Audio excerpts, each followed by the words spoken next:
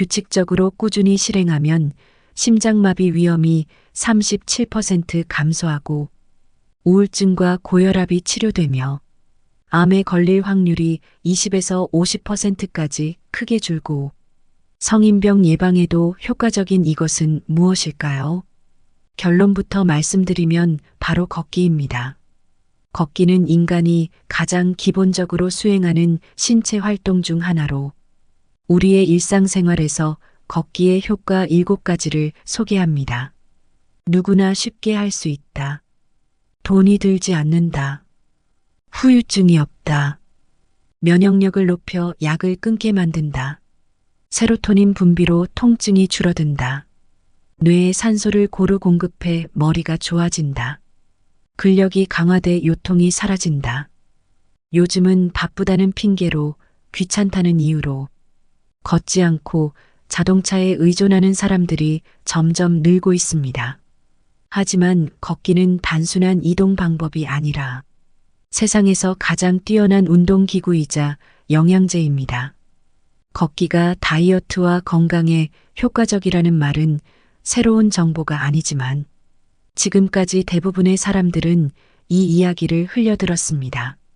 걷기만으로 다이어트에 성공하고 생리통이 사라지고 관절 통증이 완화되었다는 이야기도 주변에서 얼마든지 들을 수 있습니다. 지금 병을 앓고 있더라도 걷기만 하면 병의 고통에서 완벽히 해방될 수 있습니다.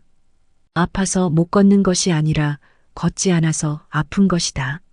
오늘은 병원에서는 절대 알려주지 않는 걷기의 비밀, 일본을 대표하는 가정의학 전문의인 나가오 가즈히로 박사의 병의 90%는 걷기만 해도 낫는다라는 파격적인 제목의 이 책으로 걷기를 강력 추천합니다. 걷기의 가장 큰 장점은 누구나 할 수 있다는 것과 돈이 들지 않는다는 점이다.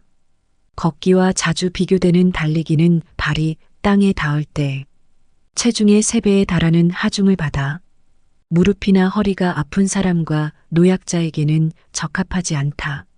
반면 걷기는 몸에 무리가 가지 않고 누구에게나 효과적이다. 걷기에 알맞은 운동화를 사는 것 이외에는 돈이 거의 들지 않아 경제적인 부담까지 적다. 걷기 위해 굳이 피트니스 센터에 등록할 필요도 없다. 출퇴근길에 한 정거장 정도를 걷거나 외출 시 일부러 돌아가는 길을 택하는 정도만으로도 일상에서 걷기를 충분히 실천할 수 있다. 햇볕을 쬐며 걸으면 행복 호르몬이라 불리는 세로토닌의 분비가 활발해져 기분이 좋아지고 무기력한 증상이 해소된다. 걷기로 자율신경을 조절하면 긴장한 뇌가 진정되면서 통증을 느끼는 역치가 낮아져 진통제를 덜 찾게 된다.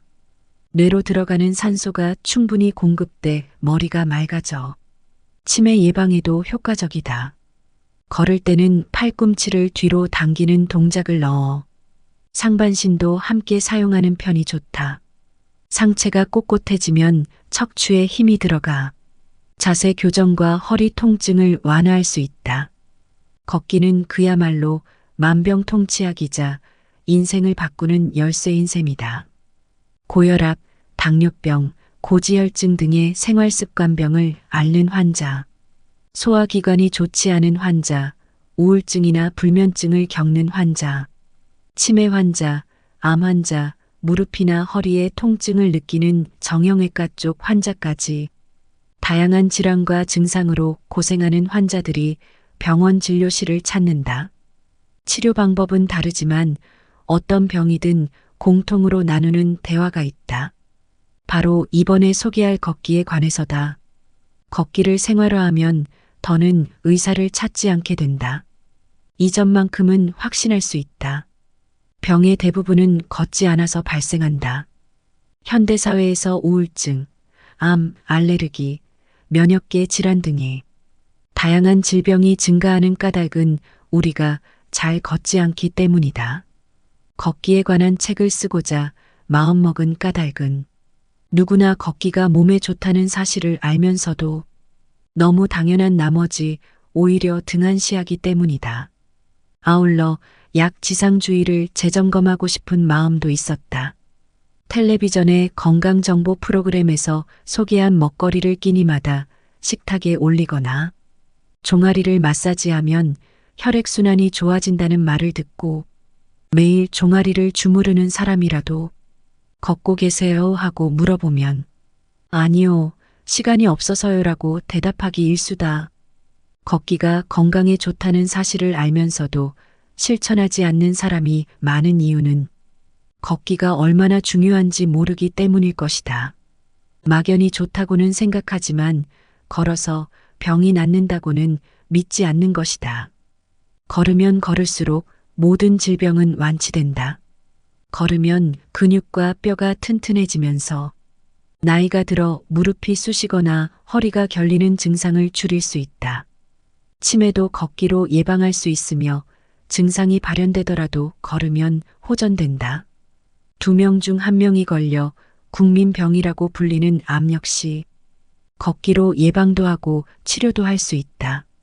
기관지, 천식이나 교원병 등의 면역계 질환뿐 아니라 편두통으로 대표되는 뇌과민증 역시 걷기가 특효약이다. 불면증이나 우울증 또한 정신과 치료약을 먹지 않아도 걷기로 다스릴 수 있다. 주위의 보살핌이 절실한 요양보호 환자도 걸으면 간병인 없이 생활할 수 있다. 일부 질환을 제외하면 걷기는 병원에서 매일 진료하고 접하는 병의 대부분을 치료하고 예방하는 데 가장 중요한 열쇠다. 걷기에는 정말이지 장점밖에 없어서 농담을 섞어 말하자면 걷기 때문에 난처해지는 사람은 의사뿐이다. 건강해지면 지금만큼 의사를 찾을 필요가 없기 때문이다. 모두가 걷기를 실천해 환자가 감소하고 자립해서 생활할 수 있는 노인이 많아지면 의료와 간병에 쏟는 사회적 비용을 줄일 수 있다.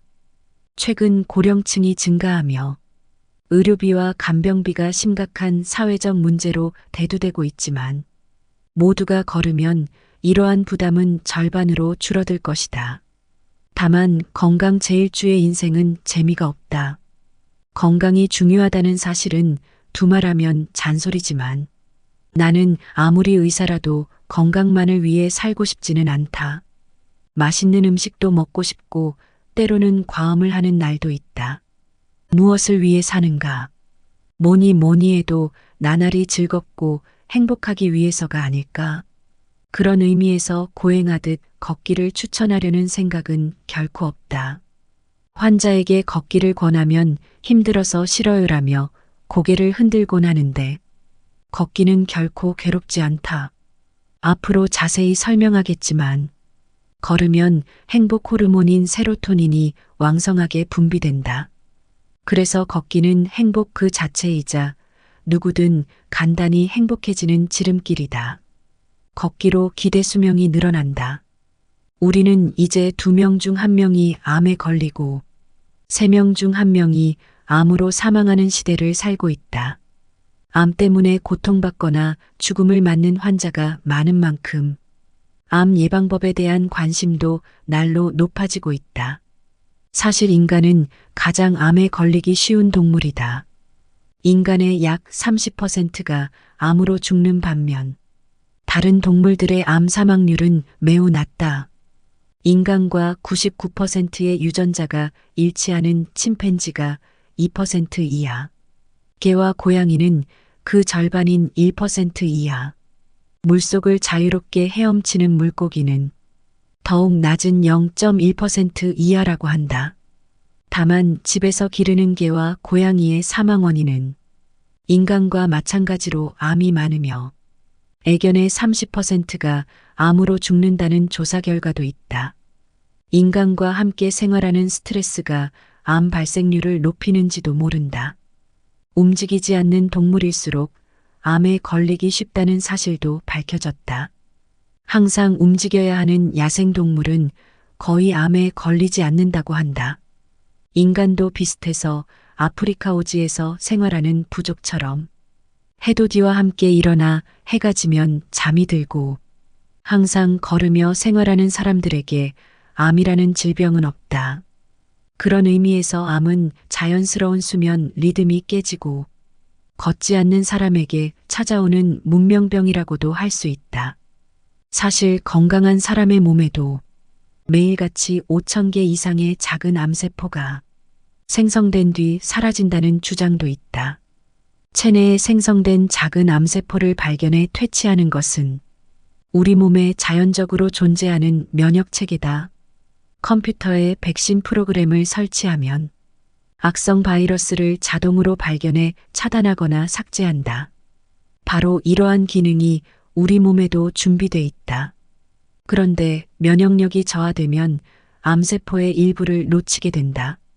그러므로 유전자가 손상될 확률을 낮추고 만약 복제 오류가 반복돼 암세포가 생기더라도 빈틈없이 격퇴할 수 있도록 면역 체계를 튼튼히 유지해야 한다. 이때 가장 좋은 방법이 걷기다. 걸을수록 면역 세포가 활성화되기 때문이다.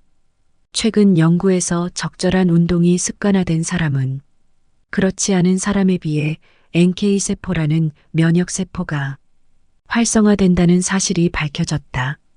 NK세포는 바이러스에 감염된 세포나 암세포만을 직접 파괴하는 든든한 아군이다. 위 연구 결과에서 주목할 것은 적절한 운동이라는 표현인데 지나치게 격렬한 운동은 오히려 면역력을 저하시킨다.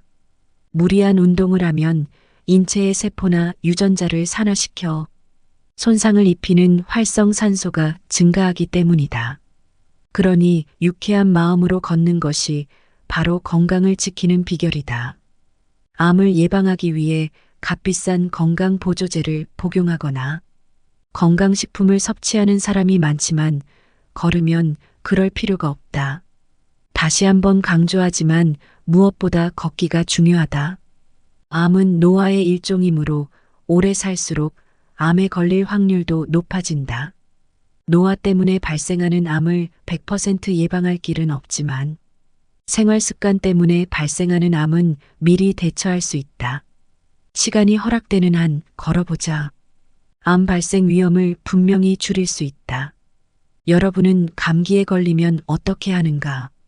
병원에서 주사를 맞거나 시판 감기약을 찾는 사람이 대부분일 것이다. 이는 일반적인 감기 치료법이지만 별로 추천하고 싶지는 않다. 감기를 낫게 하는 약은 이 세상에 없기 때문이다. 감기 치료약을 개발하면 개발자는 노벨상을 받을지도 모른다. 선생님, 잠깐만요. 병원에 가면 약을 처방해 주잖아요. 이렇게 반론하는 목소리가 들리는 듯하다. 하지만 병원에서 처방하는 약은 감기를 낫게 하지는 않는다. 감기 때문에 발생한 증상을 완화시키는 대증요법 치료제일 뿐이다. 증상마다 다른 약이 필요하기 때문에 겨우 감기에 걸렸을 뿐인데 4대 종류의 약이 처방된다. 왜 이렇게 많은 약을 먹어야 하는지 의문을 가진 적은 없는가? 감기를 단번에 낫게 하는 약이 없기 때문에 뒤죽박죽 섞어서 약을 처방하는 것이다. 간혹 이 사실을 다룬 책이나 신문 기사도 있지만 사람들은 여전히 감기 같아요. 약 좀 처방해 주세요라며 진료실을 찾는다. 올바른 감기 대처법은 2가지다. 첫째는 계속 휴식을 취하면서 체력이 돌아오기를 기다리는 방법이다. 정말 아무 일도 하지 말고 안정을 취해야 한다. 감기에 걸렸을 때 열이 오르거나 콧물이 나는 증상은 몸이 자연 치유력을 발휘해 열심히 감기를 치료 중이라는 뜻이다. 이는 면역 세포들이 싸우고 있다는 증거이며 설사나 콧물도 불필요한 세균과 바이러스를 몸 밖으로 배출하기 위한 방법이다. 따라서 약으로 증상을 완화시키지 않아야 오히려 감기가 더 빨리 낫는다. 특히 약을 먹어 증상을 억누른 상태에서 다 나았다고 생각하며 바쁘게 움직이면 감기는 더 끈질기게 몸 안에 남는다. 감기에 걸리면 면역세포에게 치료를 맡기고 충분한 휴식을 취하며 느긋하게 지내는 것이 가장 자연스러운 치료법이다. 두 번째는 걷기이다. 누구에게나 권하기는 어렵지만 감기 조짐이 느껴질수록 걷는 편이 좋다. 나는 감기가 온다 싶으면 따끈한 갈근탕을 마시고 길을 나선다. 약간 땀이 날 정도로 걸은 뒤 욕조에 들어가 느긋하게 휴식을 취하는데 대개는 이렇게만 해도 좋아진다. 이 방법만으로도 대부분의 감기가 낫는다. 휴식을 취하지 않고 걷는 까닭은 무엇일까? 앞장에서 설명했듯 걸으면 NK세포가 활성화돼 면역력이 높아지기 때문이다. 다만 이 방법은 체력이 있는 사람에게만 추천한다. 젊거나 체력에 자신이 있다면 휴식보다 걷기가 좋을 때도 있으니 시험해보기 바란다. 아울러 걷기가 생활화된 사람은 기본적인 면역력이 높기 때문에 좀처럼 감기에 걸리지 않는다. 어쩌다 걸리더라도 금세 씻은 듯이 낫기 마련이다. 우리의 자연 치유력만이 약 없이 감기를 고칠 수 있다. 나이가 들면 누구든 아프고 어딘가는 불편해지기 마련이다. 무릎이 아프고 허리가 걸리거나 눈이 침침하고 귀가 어두워진다. 화장실도 자주 간다. 이러한 증상은 병이 아니라 나이 탓이다. 그러나 앞서 설명했듯 자연스러운 노화 현상에 그럴싸한 병명을 붙여 의료화하는 것이 현실이다. 병이라는 진단을 받은 이상 환자는 치료를 위해 툭하면 병원을 찾는다. 그러나 노화 때문에 시작된 증상들은 의료적 수단을 동원하면 통증을 덜어낼 수는 있지만 근본적인 치료에 이르지는 못한다. 안타깝지만 아무리 의사를 찾아가 주사를 맞고 약을 먹어도 노화를 멈춤 수는 없다. 유일한 해결책이 있다면 스스로의 노력뿐이다. 자연적인 노화를 더욱 부채질하는 생활 습관을 바로잡아야 한다. 자연적인 면역력을 높이는 방법도 있다. 의사가 할 수 있는 일은 이러한 자가치료의 길로 이끄는 조언뿐이다. 그런데도 제약회사의 의도에 휘둘려 약 처방이 의사의 본분이라고 착각하는 의사가 많다. 자연적인 면역력을 높이면 노화가 억제된다. 하루가 멀다 하고 세상에 나오는 신약. 그러다 보니 꼭 필요한 양 이상으로 많은 약을 복용하는 사람들이 많다. 제약회사가 내세우는 근거는 일단 의심해 봐야 한다. 노화를 막는 방법은 약도 의사도 아닌 스스로의 노력뿐이다. 걷기에는 돈이 들지 않는다. 필요한 비용이 있다면 운동화를 구입하거나 번거로운 짐을 덜기 위한 물품 보관함 사용료 정도다. 그 정도만 투자하면 무한한 효과를 기대할 수 있다. 그러나 개중에는 무엇이든 돈으로 사려는 사람이 많다. 무조건 고가의 물건을 동경하는 경향도 있다. 환자의 이야기를 들어보면 건강식품이나 건강보조제 구입을 위해 한 달 평균 10만 원에서 20만 원을 사용한다고 한다. 비쌀수록 효과를 약속한다고 믿기 때문일까? 노후의 행복조차 돈으로 사겠다고 생각할 정도다. 거금을 들여 실버타운에 입주하면 행복이 보장된다고 말이다. 그러나 돈으로 행복을 살 수는 없다. 외식이나 식재료는 가격과 품질이 어느 정도 일치할지 모른다. 하지만 특히 건강에 관해서는 돈이 한 푼도 들지 않는 것기만큼 결과를 약속하는 비결은 없다. 건강은 돈으로 살 수 없지만 돈 없이도 손에 넣을 수 있다. 돈을 지불하고 피트니스 센터에 등록해 건강을 유지하려는 사람도 많다. 나쁘지 않은 선택이지만 정작 운동을 하러 가면 흔히 러닝머신으로 알려진 트레드밀이나 실내용 고정 자전거에서 벗어나지 못하는 사람이 대부분이다. 모처럼 들인 비용이 아까울 따름이다. 더욱이 세로토닌 증가 효과를 보려면 머릿속을 비우고 걸을수록 좋은데 운동 중에 이어폰을 꽂고 텔레비전을 시청하면 역효과를 볼 뿐이다. 화면 속 세상에 의식을 집중해 세로토닌 분비가 감소하기 때문이다. 행복 호르몬인 세로토닌 샤워를 하고 싶다면 걷는 동안은 걷기에만 집중하자.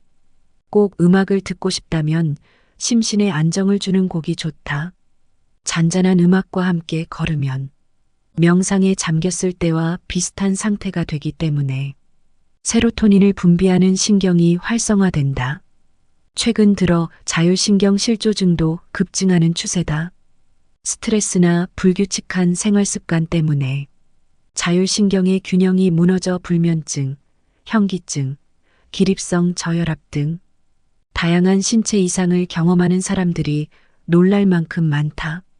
자율신경을 강화하기 위해서는 온수 입욕과 냉수 샤워를 번갈아 실시하는 온냉교 대욕이 좋다고 알려졌다.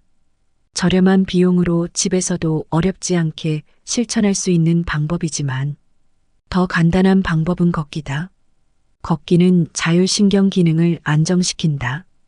돈이 드는 건강요법이 잇따라 세상에 나오고 계속 새로운 유행이 생겨나지만 주머니를 열지 않고도 효과를 만끽할 수 있는 걷기의 가치를 더 많은 사람들이 깨달았으면 한다. 공짜로 큰 운동 효과를 볼 수 있는 것은 걷기밖에 없다. 건강을 위해서 굳이 비싼 피트니스 센터에 등록할 필요는 없다. 건강과 행복은 돈이 아니라 본인 하기 나름이다. 걷기 좋은 신발을 고르는 3가지 방법. 걷기를 위해 특별한 도구나 장비를 갖출 필요는 없지만 유일하게 생략할 수 없는 준비물이 바로 신발이다. 신발은 누구나 가지고 있다. 다만 멋을 위한 신발이나 평소에 신는 신발과 걷기용 신발은 구분하는 편이 좋다. 높은 힐을 신으면 한 정거장 먼저 내려서 걸으려 해도 발이 아파 엄두가 나지 않을 것이다. 그러니 걷기용 운동화를 따로 챙겨서 회사 사물함이나 책상 아래에 놓아두자.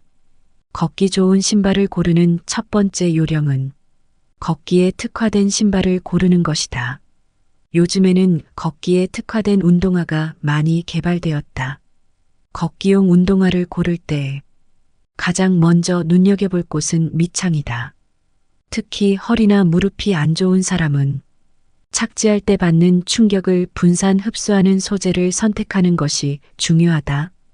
워킹화는 뒤꿈치부터 착지한 뒤 발끝으로 바닥을 차는 걷기 특유의 움직임에 맞춰 뒷굽의 쿠션감이 좋은 것이 특징이다.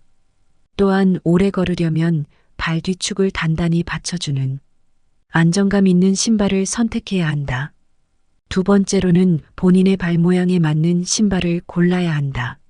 신발 모양은 제조사에 따라 천차만별이다. 일반적으로 자국민의 발 모양에 맞춰 디자인하므로 국산 브랜드가 잘 맞는다고 볼 수 있다. 반드시 직접 신어보고 몇 걸음 걸으며 다음 사항을 확인해 보자. 시간대는 발이 붓기 쉬운 저녁이 좋다. 발바닥의 아치 부분이 잘 맞는가? 뒤꿈치를 디뎠을 때 뒤축이 잘 맞는가? 발볼이 답답한가? 발끝이 신발에 맞부딪히거나 발가락이 구부러지는가? 발등에 압박감이 있는가? 복사뼈가 신발에 닿는가? 한편 엄지발가락이 굽는 무지외 반증으로 고생하는 여성도 적지 않다. 평발 때문에 쉽게 피로해지거나 조금만 걸어도 통증을 느끼는 사람도 있다.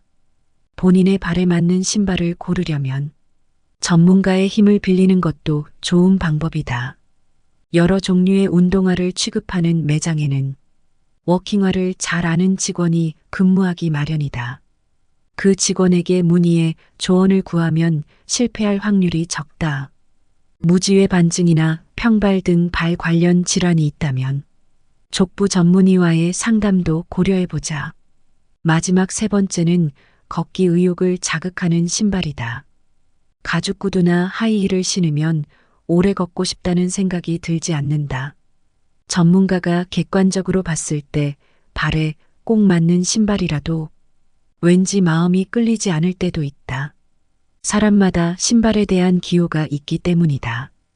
겉모양과 착용감 모두 사람마다 취향이 다르다. 보기만 해도 신기만 해도 걷고 싶어지는 신발이야말로 걷기를 습관화하기 위해 그 무엇보다 중요한 요소다. 물론 지금까지 소개한 모든 조건을 만족시키려면 가격이 만만치 않을지도 모른다. 여러 브랜드에서도 고기능성 운동화를 개발하고 있다. 정상급 육상 선수가 100m를 10초 만에 주파하게 된 까닭은 인류의 발이 빨라졌다기보다 운동화가 진화했기 때문이라는 말도 있다. 그만큼 운동화의 기능이 좋아졌다는 뜻이다. 이야기를 되돌리면 기능이 좋고 걷기 편할수록 그만한 가격이 나가는 법이다. 하지만 걷기에 필요한 준비물은 신발뿐이고 신발이 맞지 않으면 걷는 즐거움이 반으로 줄어든다. 오히려 다소 비싼 신발을 고르면 모처럼 좋은 운동화를 샀으니 꼭 걸어야겠다는 동기부여가 될지도 모른다. 부담스러운 걷기는 피하고 일상생활에서 걸어라. 생각에 따라 일상적인 공간이 근사한 피트니스 센터로 변신한다. 하루 중 언제 어디에서든 걸을 수 있는 걷기의 달인이 되자. 무릎이 시려서 걸을 수가 없어요. 허리가 욱신거려서 똑바로 서지도 못해요. 걷기를 추천하면 이런 반응을 보이는 환자도 많다. 어느 정도 나이가 들면 무릎과 허리를 비롯해 온몸이 삐걱거리기 시작한다. 그러나 나이를 핑계로 몸을 사리며 걷지 않으면 점점 쇠약해질 뿐이다. 무릎이 쑤시거나 허리가 걸리더라도 무릎 보조기나 허리 보호대로 지지하면서 가능한 만큼 걸어보자. 앞서 소개한 올바른 걷기 자세를 완벽하게 실천할 필요는 없다. 본인의 컨디션에 맞춰 무리하지 않는 범위에서 걸으면 된다. 65세 이상 인구의 3명 중 1명이 손발 관절의 통증에 시달린다고 한다. 관절에 통증이 생기는 대표적인 질환은 변형성 무릎 관절증이다. 관절을 보호하는 연골이 닳아서 붓고 아픈 증상이 나타나는데 심각해지면 관절 부분의 뼈가 변형된다. 변형성 무릎 관절증이 발생했을 때 여기서 더 아프면 어떡하지? 움직이면 아플 텐데 하는 걱정으로 걷지 않으면 관절을 지탱하던 주변 근육까지 손실돼 오히려 증상이 악화된다. 따라서 무릎이 뻣뻣하거나 관절 통증이 시작되면 걷기를 잊지 말아야 한다. 연골이 닳는 원인은 나이 탓도 있지만 과격하고 잘못된 운동 습관이나 비만 체형도 무시할 수 없다. 그러므로 착지할 때 체중보다 3배나 큰 충격이 발생하는 조깅은 추천하지 않는다. 누구든 언젠가는 몸 어딘가에 이상이 오기 마련이다. 많은 사람이 그 순간에 걷기를 포기한다. 하지만 교정용품이나 무릎 보조기, 허리 보호대처럼 약해진 신체를 지지하는 도구를 적절히 활용하며 걸을 수 있는 범위에서 계속 걸어야 한다. 열심히 걷다 보니 무릎과 허리의 통증이 사라졌다는 환자도 결코 적지 않다. 바깥에서 걷기가 부담스럽다면 건물 복도를 걸어도 좋다. 쭉 뻗은 데다 손잡이도 있으므로 걷기에 안성맞춤이다. 외출 자체가 어렵다면 집안에 손잡이를 설치해 걷기 좋은 환경을 만들자. 어떤 상황에서도 살아있는 한 걸어야 한다.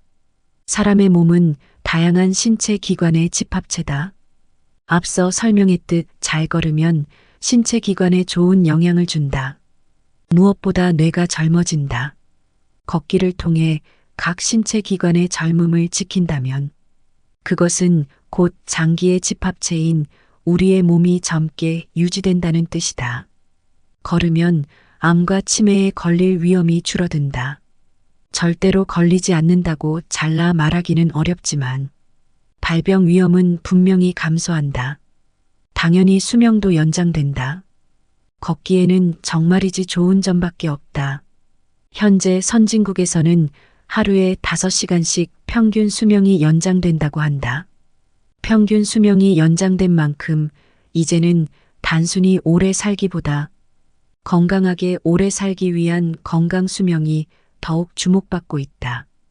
건강 수명이란 건강상의 문제 없이 일상생활을 영위하는 기간을 가리킨다.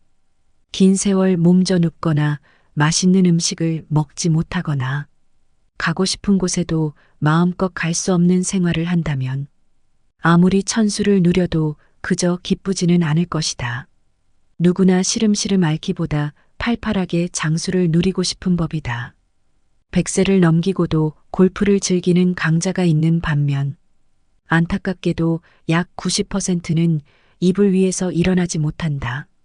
건강 수명을 연장하기 위해서라도 걷기는 중요하다. 요양보호의 대상이 되는 가장 큰 원인은 뇌졸중이다. 그 다음은 치매다. 뇌졸중은 노화된 혈관의 동맥 경화가 진행되면서 발생하는 질병이다. 혈관 노화는 나이도 원인이지만 고혈압, 당뇨병, 고지혈증, 비만 등 걷지 않아서 발생하는 질병 때문에 더욱 심해진다. 치매 역시 평소에 부지런히 걷는 사람보다 잘 걷지 않는 사람이 걸리기 쉽다. 즉, 요양보호가 필요한 두 질병은 걷기로 예방할 수 있다. 참고로 요양보호를 받는 세 번째 원인은 노쇠다. 노쇠는 자연적인 노화 현상이므로 막을 도리가 없다. 많은 사람들이 다른 사람에게 피해를 주지 않고 죽고 싶다는 생각을 한다. 노인들은 이 사람 저 사람 고생시키기 전에 저승길로 떠나고 싶다는 말도 자주 한다. 그러나 생의 마지막이 되면 누구나 일정 기간은 수발을 드는 사람이 필요하다. 다만 다른 사람에게 부담이 되기 싫다는 바람이 진심이라면 그 기간을 줄이기 위해서라도 매일 걸었으면 한다.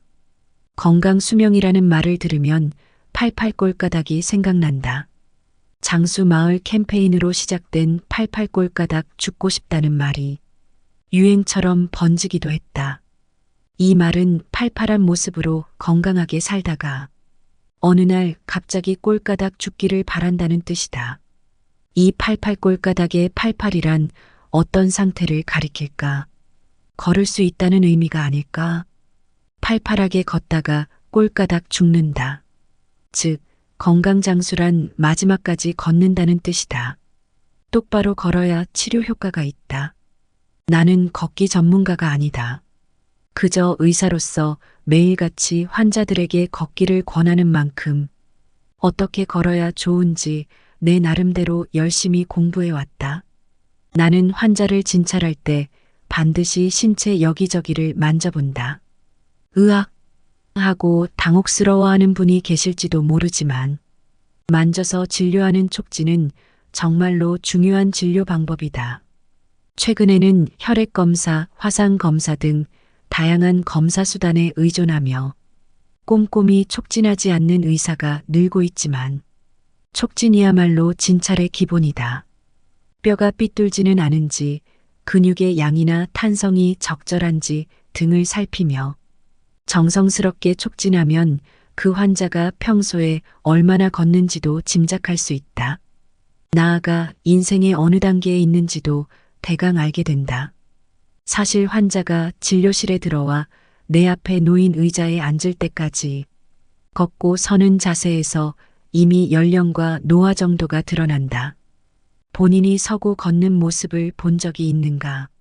외출을 준비하며 옷매무새를 확인하려고 전신 거울을 보는 사람이 많다. 그때 옷뿐만 아니라 어떤 자세로 서 있는지도 찬찬히 살펴보기 바란다. 자기 자신은 아무 이상이 없다고 느끼더라도 객관적으로 관찰하면 똑바로 서지 않는 사람이 상당히 많다. 연배가 있는 여성 중에는 등과 어깨가 구부정하고 고개를 앞으로 쑥 내민 자세에 배에 힘이 들어가지 않아 아랫배가 불룩 나온 분들이 많다. 혹시 내 얘기네라는 생각이 들지 않는지. 반면 남성은 중년이 될수록 배 둘레에 차곡차곡 내장 지방이 쌓이는데 등이나 허리를 젖히는 바람에 배가 앞으로 튀어나와 더욱 빵빵해 보이곤 한다. 이러한 자세로 서면 무게 중심이 뒤로 쏠리므로 구두 뒷굽이 닳기 쉽다.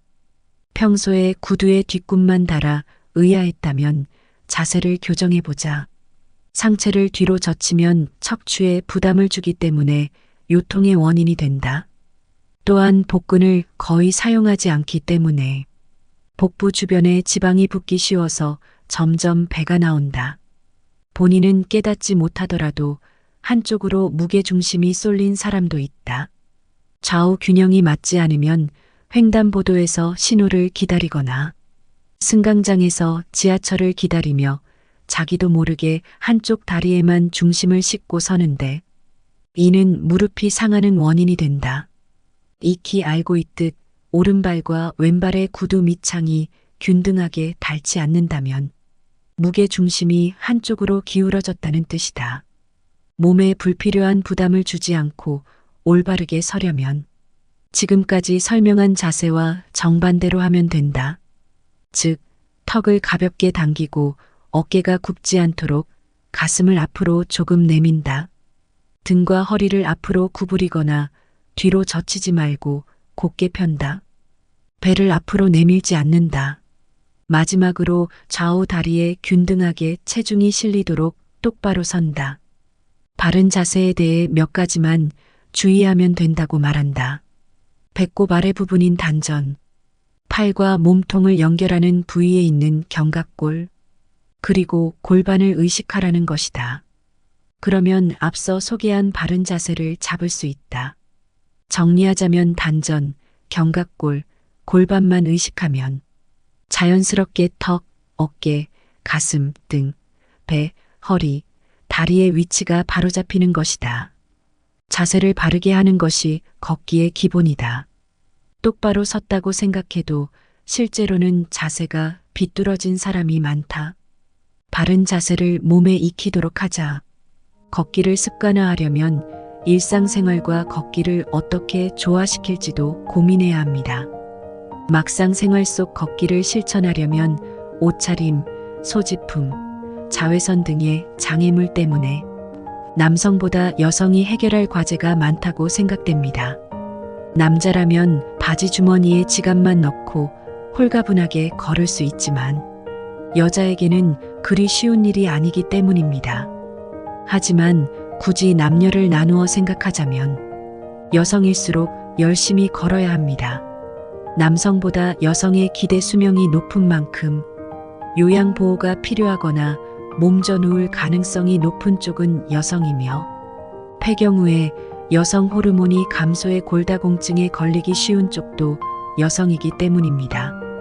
양손을 비워야 자세가 좋아지고 두 손이 가벼워지면 걷기가 2배는 즐거워집니다. 오늘부터 가벼운 마음으로 걸어보면 어떨까요? 오늘 내용 잘 기억하셔서 건강하고 행복한 인생을 누리시길 응원합니다.